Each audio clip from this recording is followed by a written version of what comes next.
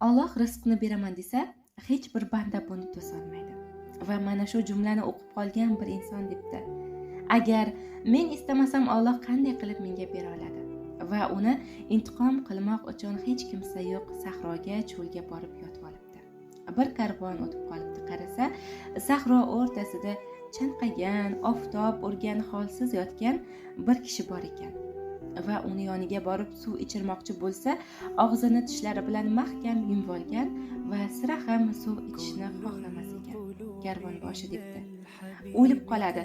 Agar suv ichmasa, og'zini ochmasa, tishini sindirib bo'lsa ham beringlar debdi. Va ular tishini sindirib, u insonga suv beribdi.